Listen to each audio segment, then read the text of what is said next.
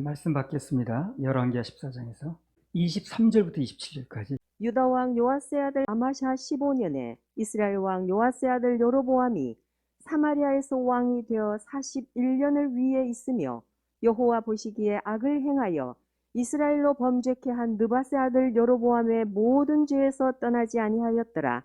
이스라엘 하나님 여호와께서 그 종 가드헤벨 아미떼의 아들 선지자 요나로 하신 말씀과 같이 여로보암이 이스라엘 지경을 회복하되 하맛 어귀에서부터 아라바 바다까지 하였으니 이는 여호와께서 이스라엘의 고난이 심하여 매인자도 없고 노인자도 없고 이스라엘을 도울 자도 없음을 보셨고 여호와께서 또 이스라엘의 이름을 도말하여 천하에 없이 하겠다고도 아니하셨으므로 요아스의 아들 여로보암의 손으로 구원하심이었더라. 자, 여기 이스라엘 왕이 여로보암 2세라고 나왔습니다. 이 사람이 무려 41년을 왕자리에 있었어요. 41년을 이제 통치를 했습니다. 이스라엘 왕 중에 최고 오래 있었어요. 유감스럽게도 그 기간이 하나님 보실 때는 여로보암의 죄에서 떠나지 않고 그 죄악을 범하는 기간인 거예요. 그게 이제 41년이. 그 사람은 이름부터 아예 여로보암이라고 지었어요, 자기가. 그래서 여로보암 2세예요. 원래 여로보암이라고 있었잖아요, 그제? 그 유명한 악당 여로보암. 자기 이름을 여로보암이라고 지었다니까. 그래서 똑같은 이름이 두 개가 되다 보니까 여로보암 2세가 된 거예요. 그래서 오래 살고 왕자리 오랫동안 하고 세상으로 볼 땐 잘 된 거겠죠. 근데 하나님 보실 때는 그 41년의 기간이라는 게 손 죄 짓고 그냥 하나님 가슴 아프게 하고 이제 그런 기간인 거예요, 이 사람이. 그래서 병들어 누워 있으면서 오래 살면 별 의미가 없듯이 하나님 앞에서 그 죄악을 범하면서 하나님 그 가슴 아프게 하면서 그리고 오래 살아본들 여로보암처럼 별 소용이 없다는 겁니다. 하루 더 살면 그만큼 죄 더 짓는 건데 이게 무슨 의미가 있겠어요? 그렇잖아요. 시편 90편 9절에서 12절 한번 읽어보세요. 우리의 모든 날이 주의 분노 중에 지나가며 우리의 평생이 일시간에 다 하였나이다. 우리의 연수가 70이요 강건하면 80이라도 그 연수의 자랑은 수고와 슬픔뿐이요 신속히 가니 우리가 날아가나이다. 누가 주의 노의 능력을 알며 누가 주를 두려워하여야 할 때로 주의 진노를 알리이까. 우리에게 우리날 계수함을 가르치사 지혜의 마음을 얻게 하소서. 한마디로 우리 연수가 얼마나 살았든 그 살아있는 날들이 하나님 앞에서 죄나 짓고 예배 실패하면서 그분의 분노 중에 지나가면 그게 무슨 의미가 있겠느냐, 그런 얘기를 하는 것입니다. 우리가 하나님 앞에서 예배 실패하고 영광 돌리는데 실패하고 그렇게 하게 되면 하나님 너무 가슴 아프신 거예요. 살려는 의미가 없는 거예요. 우린 잘 모르고 지나지만 여로보암은 알았겠어요. 자기가 41년 동안 그러고 지나는 거. 이제부터라도 진정한 변화를 원한다면 항상 말씀을 중심으로 받아야 됩니다. 중심으로. 진정한 변화는 내 중심에 들어온 말씀이 하는 거예요. 그 말씀이 나를 움직여가는 겁니다. 변화를 시켜가는 거예요. 그래서 변화는 선택이 아니고 필수입니다. 필수. 변해야 되겠죠. 좋은 쪽으로. 그렇게 세월이 가도 똑같은 모습이 있으면 되겠어요. 나이는 먹어가도 내막적인 속사람은 계속 세월이 갈수록 달라지고 성장되고, 야, 저 사람이 달라졌네 10년 전보다, 뭐 이런 얘기가 나와야 되지 않겠어요? 이 집회 때마다 중심을 다해서 하나님 말씀을 사모하면 그 말씀 중에 또 뭐 찬양 중에 또 기도하는 중에 또 누구 간증을 듣다가 또는 우리 또 임재도 있는데 그런 임재 시간을 통해서 이제 만나 주십니다. 맞춤복으로 역사하시는 거예요. 혹시 뭐 우리 말씀을 듣는 중에 누군가가 지나간 일 때문에 마음이 슬프다, 마음이 어렵다, 그런 경우에도 그걸 만나길 사모하시기 바랍니다. 그러면 지나간 과거가 안 좋다 할지라도 이후부터는 아주 바람직한 그 변화를 주실 겁니다. 이 변화라는 게 그래요. 변화라는 게 성경에 보게 되면 좋지 않은 곳에서부터 변화가 오더라고. 이 좋은 데서 무슨 뭐 이렇게 하는 것도 물론 있겠습니다만 대부분 변화가 성경에 보면 좋지 않은 곳에서 변화가 이제 일어나기 시작하는 거예요. 그럼 내가 지금 좋지 않은 상태에 있다는 뭐예요? 변화될 수 있는 기회인 거예요, 그게. 보세요. 창세기 1장 1절에서 5절. 태초에 하나님이 천지를 창조하시니라. 땅이 혼돈하고 공허하며 흑암이 깊음 위에 있고 하나님의 신은 수면에 운행하시니라. 하나님이 가라사대 빛이 있으라 하심에 빛이 있었고 그 빛이 하나님의 보시기에 좋았더라. 하나님이 빛과 어두움을 나누사 빛을 낮이라 칭하시고 어두움을 밤이라 칭하시니라. 저녁이 되며 아침이 되니 이는 첫째 날이니라. 자, 하나님께서 영원부터 계신 분이지만 스스로 인간에게 제일 먼저 당신의 모습을 나타낼 때가 언제입니까? 창세기 1장이거든요. 그전엔 그분이 계셨지만 우리 인간 자체가 창조가 안 됐으니까 모르죠. 인간이 창조될 때 우리의 인간 앞에 그분의 모습이 최초로 소개된 게 창세기 1장인 거예요. 근데 거기 보면 어둡고 땅이 혼돈할 때, 땅은 우리 자신을 얘기를 하기도 합니다. 그래서 어둡고 땅이 혼돈하고 그리고 공허할 때, 그때 좋지 않을 때죠. 그러니까 한마디로. 그렇죠? 거기에 하나님께서 빛을 비추셨다는 거예요. 일하시니까. 어둠은 물러가고 빛이 맺다는 겁니다. 그러니까 어두울 때 하나님 일하시는 거예요. 안 좋은 환경에서 그분은 일하시기 좋은 거예요, 오히려. 그래서 창세기 1장 1절에 좋은 때 하나님 일하셨던 그런 얘기가 나온 게 아니라 어둡고 공허하고 혼돈할 때, 나쁜 환경일 때, 안 좋은 환경일 때, 그때 하나님이 먼저 일하시는 장면이 나오는 거예요. 이게 쉽게 말해서 하나님의 일하심은 뭔가 좋지 않을 때, 상황이 안 좋을 때 더 강하게 시작된다는 겁니다. 그걸 우리가 알아야 돼요. 그분이 일하시는 시점이 언제인가. 죽음의 문턱에서 일으키신다고 그랬잖아요. 시편에 보면. 사망의 문저서를 일으킨다고 그랬죠. 그건 무슨 얘기냐면 아주 안 좋은 환경에 정말 이제는 막판에 몰렸다. 그럴 때 하나님께서 일하실 시점이라는 거예요. 그래서 그 얘기가 바로 창세기 1장 첫 구절부터 나오는 겁니다. 이런 환경에서 일하신다는 거였죠. 이 사역보고도 그래요. 우리 이제 사역보고를 이제 하는 시간이 있는데 자꾸 좋은 것만 얘기하길 원한다면 그럼 하나님께서 일하실 게 없어요. 그렇지 않습니까? 네. 자기 어두운 부분, 안 좋은 부분이 나와야 하나님께서 거기에 빛을 비추시는 거죠. 강하게 일을 하신다 그 말이에요. 그리고 내게 어두운 부분이 나오지 않으면 빛을 비칠 일이 없는 거죠. 빛이 있는데 뭐 빛을 또 비치겠어요. 빛도 안 나고 그야말로. 여기 환한데 빛을 또 비춰본들 이거 스마트폰으로 빛 비치면 별 빛이 안 나잖아요. 깜깜한데 비치면 빛이 나거든요. 그래서 안 좋은 부분, 어두운 부분이 나올 때 그때 하나님이 빛을 비추게 좋으시다는 거예요. 그러니까 사역 보고를 통해서 내 어두운 부분이 나오는 건 수지 맞는 것입니다. 빛이 비추는 거예요. 에베소 5장 13절 16절. 그러나 책망을 받는 모든 것이 빛으로 나타나나니 나타나지는 것마다 빛이니라. 그러므로 이르시기를 잠자는 자여 깨어서 죽은 자들 가운데서 일어나라. 그리스도께서 내게 비추시리라 하셨느니라. 그런즉 너희가 어떻게 행할 것을 자세히 주의하여 지혜 없는 자같이 말고 오직 지혜 있는 자같이 하여 세월을 아끼라. 때가 악하니라. 여기 보면 책망을 받는 모든 것이 나중에 빛으로 나타난다고 그랬어요. 이게 밝은 면을 책망하진 않겠죠. 그렇죠? 밝은데 무슨 책망을 하는가. 밝은 면을 책망하는 게 아니라 어두운 면을 책망을 하는 건데 그래서 책망을 받는다는 걸 어두운 면이 있다는 거거든. 그런데 바로 그 어둠이 드러날 때 그걸 받아들이면 거기에 빛을 비추신다는 거예요. 그래서 창세기 1장이나 같아요. 같습니다. 똑같은 얘기입니다. 어두움이 있을 때 빛을 비춘다는 거예요. 그래 책망을 받는다는 건 어두운 면이거든. 밝은 면을 책망하지 않잖아요. 그래서 어두운 면의 책망을 잘 받아내면 거기 빛이 들어가는 거예요. 창세기 1장이랑 똑같습니다. 그래서 누군가가 내 어둠을 드러내기 싫다. 그러면 거기 생전까지 빛이 비추라는 거예요. 어둠이 드러날 때 빛이 들어가는 건데. 당연히 어둠도 물러가지 않죠. 빛이 들어가야 어둠이 물러가는 건데. 어둠이 물러가게 하려고 책망도 하신다고 말이죠.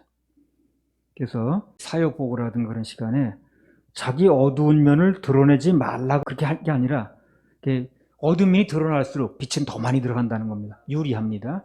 그 다음에 에베소 5장 13절 16절 다시 읽어보세요. 그러나 책망을 받는 모든 것이 빛으로 나타나나니 나타나지는 것마다 빛이니라. 그러므로 이르시기를 잠자는 자여 깨어서 죽은 자들 가운데서 일어나라. 그리스도께서 네게 비추시리라 하셨느니라. 그런즉 너희가 어떻게 행할 것을 자세히 주의하여 지혜 없는 자같이 말고 오직 지혜 있는 자같이 하여 세월을 아끼라. 때가 악하니라. 그러니까 어둠이 드러나서 책망을 받게 되면 그러면 빛이 들어간다고 그랬죠? 그 말 끝에 이 말이 나오는 거예요. 15절 16절이 세월을 아끼라 때가 악하니라 그 말씀이 나온다는 거예요. 그러면 책망을 받아서 거기에 빛이 비칠 때 그게 결국 세월을 아끼는 게 되는 거예요. 난 이게 와닿더라. 그렇구나. 책망을 받아들인다는 건 세월이 그만큼 벌어지는 거구나. 그게 이제 와닿는 거예요. 안 그러면 세월을 낭비하는 거고. 그래서 책망을 받으라는 그 내용 끝에 세월을 아끼라는 말씀이 연결이 된 거예요, 그게. 우리 잘 모르고 지나는데, 이제까지. 왜 그 말씀, 거기 관계가 없는 말씀 같은 게 연결이 돼 있더라고. 근데 그게 연결해 보니까 그런 말씀이에요. 책망을 받으면 어둠이 드러나면 빛이 들어가면 변화가 되죠. 그러면 세월을 본다는 거예요. 그래서 세월을 아끼라는 얘기가 그래서 들어가는 거예요, 여기. 다시 한번 강조하면, 자기의 어두운 면을 감추려고만 하면, 그럼 빛이 비춰지질 않으니까, 변화가 안 되니까, 아까운 세월만 가는 거죠. 그래서 어두움의 세월이 드러나고, 거기 빛이 비치겠다는 내용에서 세월을 아끼라는 말이 연결되겠다는 말이에요. 그래서 정말 내 어두움이 중심이 계속 드러나는 일이 벌어질수록 좋은 거예요, 그거는요. 빛은 계속 들어가니까, 거기. 빛이 들어가는 만큼 세월이 아껴진다는 얘기를 하는 거예요. 그게 오늘 예배에서 딱 나오잖아요. 근데 사람들은 세월은 자꾸 가는데 책망받는 거 원치 않는 거, 어둠을 들어가는 거 원치 않거든. 그러니까 자꾸만 세월이 아껴지지 않는 거예요. 세월이 아껴지지 않는 게 무슨 얘기냐면 허무한 세월이 가버린다 그 말이에요. 자꾸 나이 먹어가는데. 그래서 내 어두운 면이 들어가서 빛이 들어가게 하는 것이 결국 세월을 보는 거구나 하는 걸 알겠더라고요. 그래서 연결해 써놓은 거예요, 그걸. 아무튼 그래서 성경 속에 있는 그분의 마음을 알게 되면 그게 그렇게 되는 거구나. 그래서 어둠이 드러나면 빛이 들어가는 것이고 그럼 세월을 보는 거구나. 우리 인생은 한정되어 있는데. 그래서 그분의 그 마음을 알게 되면 이제 오픈이 잘 되겠죠. 그리고 어떤 어려움 중에 있다 할지라도 무슨 내가 어둠이 있다 할지라도 희망과 소망이 넘치는 거예요. 빛이 들어갈 소지가 생긴 거니까 지금. 그래서 처음 창세기 1장을 읽을 때 하나님께 모든 것이 혼돈하고 캄캄할 때 일하셨다는 거. 이게 너무 희망적이더라고. 정말 소망적이었어요. 모든 것이 잘 됐을 때 일하셨다는 얘기도 좋죠. 그러나 참 어둡고 혼돈하고 공허할 때, 나쁜 환경일 때 그분이 일하시는 하나님으로 제일 먼저 나타났다는 거. 이게 참 소망적인 거예요. 밝을 때 일해 주는 것도 좋지만 삶에서 뭐가 안 되고 환경이 어둡고 그리고 공허할 때, 안 좋을 때 그때 일해 주시는 게 더 감사한 거 아니야? 그렇죠? 누구든 자기 힘으로 안 되면 그 과감하게 드러내야 됩니다. 그리고 그것이 하나님의 빛이 비치게 만들어야 돼요. 드러나면, 어둠이 드러나면 빛은 들어가게 돼 있어요. 빛이 들어가면 어둠은 물러가게 돼 있습니다. 그래서 빛이 들어가면 그 빛 대신 하나님의 힘으로 어둠은 물러가고 광명한 새날이 오는 것입니다. 새날. 맡긴다는 게 그거예요. 맡긴다는 게 내 근심 걱정거리라든가 어려운 환경, 내 약점, 그런 걸 전부 그런 걸 하나님, 그 어두운 면인데 그게 그 어두운 면을 주님께서 빛을 비춰주실 것을 믿고 그리고 바라보고 희망과 소망을 갖는 게 그게 이제 맡기는 거예요, 바로. 계속 어둠 속에서 헤매고 있는 게 맡기는 게 아니고 근심 걱정하는 게 맡기는 게 아니에요. 그리고 우리는 맡겨지고 나서 우리는 기쁘고 즐거운 마음으로 행복한 마음으로 예배드리면 되는 것입니다. 할렐루야, 하나님 박수 올리더랬어요. 늘 말하듯이 신앙은 날 바라보는 게 아니라 주님 바라보는 겁니다. 그게 신앙. 간단히 말하면 그래요. 신앙생활이 무엇이냐? 주님 바라보는 겁니다. 주님 바라보는 거예요. 그게 신앙생활 제대로 하는 거예요. 주님 바라보는 데 실패하면 신앙생활 실패합니다. 교회 나와도 실패하는 거예요. 그래서 우리는 늘 날 바라보지 말고 환경 바라보지 말고 주님 바라봐야 돼요. 그게 신앙이라니까요. 신앙생활에 성공한다는 건 주님 바라보는 거예요. 간단히 말하면. 주님을 늘 바라보는 게 신앙생활이 맞는데 그래서 그분을 바라보려면 그분에 대해서 좀 알아야 돼. 알아야 바라보지. 모르는 사람은 어떻게 바라보나. 세상에서 안 그래? 아는 것만큼 그분을 바라보게 되는 거예요. 그래야 매사에 그분 바라보고 또 그분께 내 인생 문제 맡길 수가 있는 것입니다. 그래서 예배 시간이나 또 말씀을 통해서 어찌하든 주님의 마음을 알려고 그래야 돼요. 그래서 이 말씀은 왜 이렇게 기록이 됐는가? 그리고 이 말씀은 왜 여기다 연결될 것 같지 않은데 붙여놨는가? 마음을 알려고 자꾸 하면 그 마음이 깨달아지는 거야. 그래서 바로 그것 때문에 이렇게 하신 거구나. 상대도 그렇잖아요. 누군가 무슨 얘기가 나와도 그 사람 마음을 알게 되면 다 할 수 있는 거거든, 그게. 그래서 저 사람 저런 얘기를 하는 거구나. 그래서 우리 예배 시간이나 말씀을 통해서 어찌하든 그 주님의 마음을 알려고 그래야 돼요. 그게 어떤 상황이 돌아가든 무슨 관계든 그거 자꾸 내 생각으로 고정시키려고 그러지 말고 여기에 대한 주님의 마음이 무엇인가? 주님의 섭리가 무엇인가? 왜 이런 말씀을 하시는가? 내게 대한 적용이 무엇인가? 이걸 알아가는 게 좋은 거예요. 그러면 그게 이제 빛이 들어가게 돼 있고요. 아까 말했듯이 세월을 보는 겁니다. 우리 인생은 한정돼 있으니까. 자, 룻기 3장 14절에서 18절. 룻이 새벽까지 그 발치에 누웠다가 사람이 피차 알아보기 어려울 때에 일어났으니 보아스의 말에 여인이 타작마당에 들어온 것을 사람이 알지 못하여야 할 것이라 하였음이라.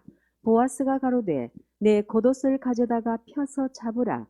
펴서 잡으니 보리를 6번 되어 룻에게 이워주고 성으로 들어가니라. 룻이 시모에게 이르니 그가 가로되 내 딸아 어떻게 되었느냐. 룻이 그 사람의 자기에게 행한 것을 다 고하고 가로되 그가 내게 이 보리를 6번 되어 주며 이르기를 빈손으로 내 시모에게 가지 말라 하더이다. 이에 시모가 가로되 내 딸아 이 사건이 어떻게 되는 것을 알기까지 가만히 앉아 있으라. 그 사람이 오늘날 이 일을 성취하기 전에는 쉬지 아니하리라. 뭐 지금 룻이 처한 환경은 뭐 그렇습니다. 한마디로 청상과부라고 그러죠. 예.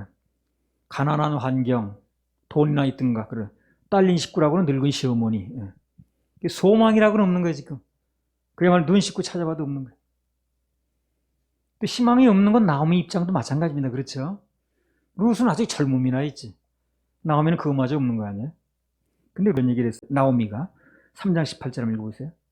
이에 시모가 가로되 내 딸아 이 사건이 어떻게 되는 것을 알기까지 가만히 앉아 있으라.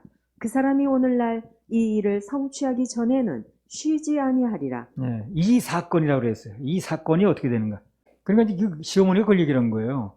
그 보아스라는 사람이 노젓갈이 추수하고 이렇게 세워놓는 거 있어요. 거기 이제 그 있을 텐데 거기 이제 그 뭘 지키려고 있는 건지 있다는 거예요. 밤에 몰래 가서 그 남자가 자고 있는데 이불을 들치고 들어가서 누우라는 거예요. 그런데 이제 그게 사건이지. 이게 보통 사건이 아니지. 이게. 그래서 이제 그 일이 벌어졌는데 밤에 그 보아스가 일어나 보니까 웬 여자가 그 들어와서 얼마나 놀랬겠어요 밤에. 그래서 이제 사정을 얘기를 한 거예요. 덮어달라. 예. 그래서 이제 그런 일이 벌어지니까 그 아침까지 이 여자가 있다는 게 소문 나면 안 되니까 날이 밝기 전에 돌아가라 그래가지고 이제 보냈잖아요. 그래서 이게 보통 일이 벌어진 게 아니야 지금요. 뭐라고 딱 말하기 어려운 거예요 이게.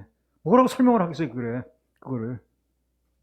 근데 이 사건이 어떻게 되는 것을 알기까지 가만히 있으라는 거예요 나오미가. 그러면 그 사람이 이 일을 다 해결할 거라는 거거든. 그럼 이 나오미가 보아스에 대해서 잘 아는 거예요 안 아는 거예요? 잘 아는 겁니다. 그 보아스가 어떻게 일 처리할 걸 잘 알고 있는 거예요. 그러니까 그런 일을 하는 거예요. 그렇지 않으면 이 남자가 어떻게 나올지 모르면 그런 일을 할 수 없죠. 이 보아스가 자고 있는데 룻이 그 이불을 들고 거기에 누운 사건이야 이게요. 아주 난감한 사건입니다. 그러나 나오미는 이 보아스를 잘 알고 있는 거예요 성품을. 그래서 보아스에게 맡기면 그 사람이 다 일을 처리할 거라는 거예요. 그러니까 우리는 가만히 있으면 된다는 거예요. 이건 상대방을 알지 못하면 할 수가 없는 얘기거든요. 그래서 우리도 하나님을 아는 게 중요한 거예요. 하나님께 맡길 수가 있다는 건 그분을 아는 것만큼 맡기는 겁니다. 아니 모르는데 어떻게 맡기겠어요 그래. 그래서 하나님을 아는 것만큼 맡길 수 있는 거예요. 그래서 우리는 예배를 통해서 말씀을 통해서 자꾸 하나님을 알아가야 됩니다. 알아가는 것만큼 맡길 수 있고 알아가는 것만큼 예배가 성공되는 거예요. 그래서 이 나오미가 상대방을 잘 알고 있는 거예요. 아니까 그 일이 참 이해가 안 되는 일 같지만 할 수 있는 거고. 룻도 마찬가지라. 룻도 그 시어머니를 잘 알고 있는 거예요 또. 그러니까 시어머니가 시키는 것을 잘 이해는 안 됐지만 그 이해가 잘 되는 일이 아니잖아요. 그러나 하는 거예요. 결과는 다 좋았습니다. 그렇죠? 이게 뭐냐면 상대방을 아는 것만큼 믿을 수 있다는 거예요. 그리고 맡겨질 수 있다는 거예요. 그리고 그 결과는 좋다는 겁니다. 그래서 우리 하나님 아는 게 중요한 거예요. 그래서 우리가 말씀을 통해서 어떤 일을 통해서든지 그분의 섭리를 알려고 그분의 심정을 알려고 애를 써야 됩니다. 그냥 내 성격대로만 할 게 아니라. 그래서 이 사건이 어떻게 되는 것을 알기까지 가만히 있으라는 거예요. 그럼 보아스가 알아서 한다는 거예요. 그래서 이 일이 어떻게 성취되든 우리가 원하는 대로 성취가 될 텐데 그 일을 마칠 때까지는 쉬지 않고 할 거라는 거지. 그래서 어떤 난처한 형편이 벌어져도 나오미처럼 이렇게 상대방을 알면 그러면 맡겨질 수 있다는 것입니다. 그러니까 맡겨질 수 없다는 건 몰라서 그런 거예요. 몰라서. 그래서 하나님께 맡기지 못한다는 것은 무슨 사정을 얘기를 해도 결국 그 사람이 하나님을 그만큼 모르는 겁니다. 알면 맡겨지게 돼 있어요. 알면. 그래서 우리가 말씀을 통해서, 예배를 통해서 초점을 어디에 맞춰야 되느냐? 그분을 알아가는 데 초점을 맞춰야 돼. 자꾸 알아가는데. 아는 것만큼 예배가 되는 거예요. 아는 것만큼 맡겨지는 것입니다. 패스. 이런 난감한 상황에서 나오미가 어떻게 그렇게 맡김의 자세가 나올 수 있었냐는 거예요. 되게 복잡한 일인데, 이거. 그래서 간단하게 말하면 보아스에 대해서 정확하게 알고 있었다는 겁니다. 그 사람이 이 일을 다 처리할 것이며 문제 삼지 않을 것이며 일이 정상적으로 처리될 때까지 그 사람은 쉬지 않고 일할 거다.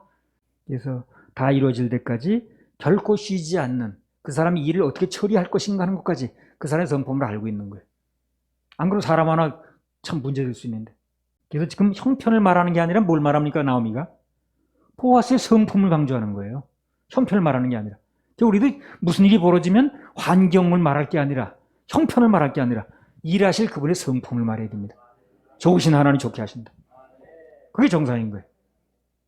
그래서 큰일 났다, 무슨 일이 복잡하다, 무슨 큰일 났네, 이거보다는 환경은 일단 벌어진 거니까. 그리고 환경 우리 마음대로 못 하잖아요. 그 환경을 통해서 하나님이 어떻게 일하실 것인가, 어떻게 해결할 것인가, 전화위복 합력선으로 만드실 것이다. 그분의 일하시는 성품이 믿어져야 돼요. 그게 중요한 겁니다. 그러니까 나오미가 지금 형편은 그렇지만, 말하기 어려운 형편이지만, 그러나 일을 처리할 보아스에 대한 성품을 아는 거예요. 그걸 얘기를 하는 거예요. 그래서 누구든 그 삶 속에서 어떤 일이 일어나든 중요한 건 당장 눈앞의 형편만 보고 한숨 짓고 절망할 게 아니라는 겁니다. 오히려 긍휼 많으신 하나님, 도우시는 하나님, 그분의 성품을 보고 희망을 가질 필요가 있어요. 그분의 성품은 그럴 때일수록 빛을 비추는 거거든. 그럴 때일수록 돕는 거거든. 하나님은 나를 돕는 자시라. 그래서 이런 어려운 일 중에도 하나님은 도우실 거야. 그분은 이 일을 끝내실 거야. 전화위복으로 만드실 거야. 그분의 일하시는 성품이 믿어져야 돼. 그래서 환경을 말하지 말고 그분의 일하시는 성품을 얘기해야 돼. 누구처럼? 나오미처럼. 환경은 어렵지만, 말하기 힘들지만, 그러나 이 일을 보아스가 어떻게 처리할 거다라는 그 사람의 성품을 얘기를 하는 거지. 그 신약성경 누가복음 15장에 보면 그분은 비록 탕자라 할지라도, 그렇죠, 일단 돌아오기만 하면 그럼 목을 막 어긋맞기고 뛰어가서 울어주고 맞아주고 잔치 벌리고 하는 분이죠. 그분의 성품을 말하는 거거든요, 이게. 그렇잖아요? 그 얘기가, 거기 초점이 뭐겠어요? 그건 성품을 얘기하는 거 아니에요? 아버지의 성품이 이런 분이다. 큰 배신하고 탕자처럼 나가버렸지만, 그러나 돌아오면 안아주고 입혀주고 씻겨주고 반지 껴주고 잔치 벌려주고 그런 분이라는 거 아니에요? 가장 좋은 음식, 가장 좋은 옷, 뭐 가락지, 신발, 뭐 그런 거 잔치 벌이시고, 어떤 상황에서도 그 좋으신 하나님, 그분의 일하시는 그 일 처리 방법과 또 그분의 성품, 이런 걸 놓치면 안 돼요. 나오미가 그걸 잡는 거예요. 어떤 형편 속에서도 좋으신 하나님만 생각해야 모든 일이 전화위복으로 역사가 일어납니다. 나오미가 그런 하나님 성품을 알고 있는 거예요. 이런 어려운 상황에서도 며느리에게 모든 것을 보아스에게 맡겨놓고 쉬라, 이렇게 말할 수가 있는 거죠. 우리 쉼이라는 게 그래요. 환경 때문에 오는 게 아니에요. 다른 사람 대부분 그러거든요. 환경이 어려워서, 환경이 좋아져야 되는데, 이게 풀려야 되는데, 환경 때문에 쉬고 안 쉬고가 결정되는 줄 아는데 그렇지 않아요. 환경 때문에 쉬는 게 아니라 그분을 알 때, 그리고 맡겨질 때 쉼이 옵니다. 안식일의 주인은 예수님이죠. 모든 것을 좋게 하실 그분께서 전화위복으로 일하실 것이 믿어질 때, 그때 이제 참된 평안이 오는 거예요. 환경이 와도, 나쁜 환경이 있어도 이거 전화위복으로 일하실 거야 하는 것이 믿어지면 평안이 오죠. 여기 모든 것을 이루기 전에는 쉬지 않는다고 하는 보아스. 그 보아스가 누구를 상징하는가? 이사야 9장 7절. 그 정사와 평강의 더함이 무궁하며 또 다윗의 위에 앉아서 그 나라를 굳게 세우고 자금 이후 영원토록 공평과 정의로 그것을 보존하실 것이라. 만군의 여호와의 열심히 이를 이루시리라. 만군의 여호와의 열심히 이를 이루리라 그랬죠. 만군의 여호와의 열심히 이룬다는 게, 사람이 열심히 이루는 게 아니고 모든 것을 이룰 때까지 쉬지 않고 일하는 보아스가 바로 우리 하나님 성품을 말하는 거예요. 그게 예수 그리스도를 얘기를 하는 것입니다. 보아스 대신 주님. 누누이 얘기했듯이 교회는 사람이 열심을 내는 곳이 아니라 그랬어요. 하나님께서 열심 내는 데입니다. 그게 깨달아지고 믿어져야 그래야 신앙생활이 돼요. 그리고 일도 되는 것입니다. 앞으로 무슨 일이 있을는지 우리는 알지 못하지만 어떤 일이 나도 그분의 성품을 믿고 좋으신 하나님 믿고 우리는 그것을 맡겨드리고 누리면 되는 것입니다. 고린도후서 11장 2절 내가 하나님의 열심으로 너희를 위하여 열심 내노니 내가 너희를 정결한 처녀로 한 남편인 그리스도께 드리려고 중매함이로다. 내가 하나님의 열심으로 너희를 위하여 열심을 내노니 그랬거든요. 하나님의 열심이라고 그러죠. 하나님의 열심. 이게 바울 사도도 자기 열심을 한 게 아니더라고. 하나님의 열심을 한 거야. 하나님의 열심이라는 건 무슨 얘기예요? 하나님이 주셨다는 거지. 부어주셨다는 거예요. 부어주셨다는 거예요. 그래서 자기 열심 가지고 한 게 아니라 하나님의 열심이 부어져서 그를 움직여 갔다는 겁니다. 그래서 결과적으로 누구보다 놀라운 사역을 했다는 겁니다. 그래서 우리는 하나님의 열심이 와야 돼요. 평안도 하나님의 평안이 와야 돼요. 내가 머리를 막 계산해서 하는 평안이 아니라 하나님의 열심이 임해서 나를 움직여가면 아주 쉽습니다. 지치질 않아요. 근데 내가 뭘 하게 되는 건 지치고 왜 해야 되는가 계산을 해야 되고 내가 하려면 지치고 힘들고 조금만 내 뜻대로 안 되면 원망이 나오고 불평이 나오고 또 그 다음에 낙심되고 이렇게 되는 거죠. 그래서 우리에게 필요한 것은 내 열심이 아니라 하나님의 열심입니다. 하나님의 열심. 만군의 여호와의 열심이 이룬다고 그랬지 세상 사람의 열심이 이룬단 말이 없으니까. 그래서 아까 나오미가 이러는 거예요. 보아스가 열심으로 이룰 거라는 거예요. 우리 열심으로 되는 게 아니라 우린 이런 일이 벌어졌는데 보아스가 열심으로 일을 할 거야. 안 그래도 그 옛날에 다 성문에 앉아가 지나가서 다 불러가지고 뭐 주민등록증 띄고 다 인감증명 하더라고 다. 보아스가 다 써. 그 룻과 그 나오미는 그냥 가만히 앉았었어. 뭐 할 말도 없는데 뭘. 그 할 말이 뭐 있어 그래. 하나님의 열심이 임해야 지속적으로 할 수가 있습니다. 뭐 한 가지 덧붙여서 얘기를 하면 주님을 바라봐야지 뭐 강사나 사람 바라보는 거 엄청 손해라는 걸 알아야 됩니다. 왜냐면 늘 만족이 없어요. 사람 바라보면 사람은 자기를 채워주지 못합니다. 여러분은 나라는 사람 만나서 속지 않았다는 것만 감사하고 살면 돼요. 그냥 그것만 살면 되지 뭘 뭐 더 바랄 게 뭐 있겠어요. 그 외의 것을 바라보면 늘 목마름만 있습니다. 목이 말라 안 채워지니까. 그야말로 세월 낭비입니다. 아무튼 우리 하나님을 좀 알아야 그래야 쉼이 오고 막힘도 됩니다. 그래서 신약성경 누가복음 15장에서 탕자가 아버지 마음을 알았더라면 그렇게 돼지가 먹는 쥐염 열매가 간단히 말하면 동물 사료예요. 사료. 동물 먹는 사료. 그 사료 먹으면서 살겠어요? 그래? 돌아갔지. 모르니까 그러고 있는 거예요. 모르니까. 그래서 우리는 하나님을 알면 더 나은 생활을 할 수 있고 더 안식을 누릴 수 있고 아는 것만큼 예배가 되고 아는 것만큼 누려지고 평안한 겁니다. 이 말씀을 통해서 예배를 통해서 자 그분 아는데 초점을 모아야 돼. 모르니까 그러는 거예요. 호세아 6장 1절 3절 오라 우리가 여호와께로 돌아가자. 여호와께서 우리를 찢으셨으나 도로 낫게 하실 것이요 우리를 치셨으나 싸매어 주실 것임이라. 여호와께서 이틀 후에 우리를 살리시며 제3일에 우리를 일으키시리니 우리가 그 앞에서 살리라. 그러므로 우리가 여호와를 알자. 힘써 여호와를 알자.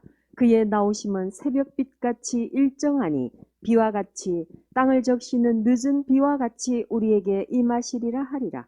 뛰셨든 징계를 하셨든 뭐 견책을 하셨든 꾸준한 관계없이 그분이 결국 낫게 하실 분도 그분이에요. 그렇잖아요. 그래 그분을 자꾸 알자는 거예요. 힘써 알자는 거죠. 그러면 땅을 적시는 늦은 비와 같이 우리에게 임하신다는 거예요. 결국 좋은 일을 해주신다는 거지. 그때나 이때나 하나님의 메시지는 동일합니다. 그분의 말씀을 듣고 그분을 좀 알아달라는 거예요. 알면 아는 것만큼 맡겨지고 알면 아는 것만큼 쉼이 오고 알면 아는 것만큼 예배 성공한다는 거예요. 대부분 시험 들고 뭔가 원망병 들어진 사람은 간단히 말하면 그거에 대한 하나님의 일하심을 모르는 겁니다. 그러니까 그게 이제 낙심되고 절망되고 그러는 거죠. 하나님을 알고 힘써 알면 찢어졌던 인생은 도로 나았고 그게 나오잖아. 치심으로 징계받던 인생은 싸매임 받고 죽었던 인생은 살아난다는 거예요. 회복된다는 거죠. 그래서 그분의 일관된 요구는 돌아오라는 거예요. 돌아오라. 그리고 말씀을 중심으로 받으라는 거예요. 그러면 그 중심에 심겨진 말씀이 일을 한다는 겁니다. 탕자가 아버지 품에 안겼듯이 주님 품에 안기면 그럼 그 인생에 큰 기쁨의 잔치가 벌어지는 거죠. 그래서 그렇게 하실 하나님께 대해서 좀 알라 하는 것입니다. 그것도 심써. 그렇게 하실 하나님께 박수 올려드립니다. 우리 한 두 곡 더 올려드리겠습니다. 수 없는 날들이 그 찬양이죠. 한번 해봅시다. 수 없는 날들이 수 없는 날들 나에게 주어졌지만 나에게 주어졌지만 이제와 돌아보니 이제와 돌아보니 모두 허무한 뿐이라 뿐이라 수많은 재물들 수많은 재물들 국이 권세도 국이 권세도 어느 것 하나 나에게 어느 것 하나 나에게 행복을 주지 못해 행복을 주지 못해 이제와 후회하여 이제와 후회하여 용서비오니 용서비오니 불쌍한 불쌍한 주여 용서하소서 주여 용서하소서 수 없는 많은 사람 수 없는 많은 사람 만나고 헤어졌지만 만나고 헤어졌지만 아무도 나에게 아무도 나에게 영원한 만족 주지 주지 못해 이한 이한 몸 위하여 젊은 바쳐도 젊은 바쳐도 어느 것 하나 나에게 어느 것 하나 참 기쁨 나에게 주지 못해 참 기쁨 주지 못해 이제야 돌아와 이제야 돌아와 엎드리오니 부끄러운 이 주여 용서하소서 주여 용서하소서 주 주 앞에 엎드려 나의 인생 나의 인생길 돌아보니 눈물만 눈물만 하염없이 나의 하염없이 무릎을 적시 불쌍한 불쌍한 이웃 가난한 이들 가난한 이들 아무리 그들 보아도 아무리 그들 보아도 내 것만 찾은 인생 내 것만 찾은 주님께 인생 주님께 엎드려 용서비오니 영주를 주여 구원하소서 주여 구원하소서. 멀고 험한 나그네 길 합니다.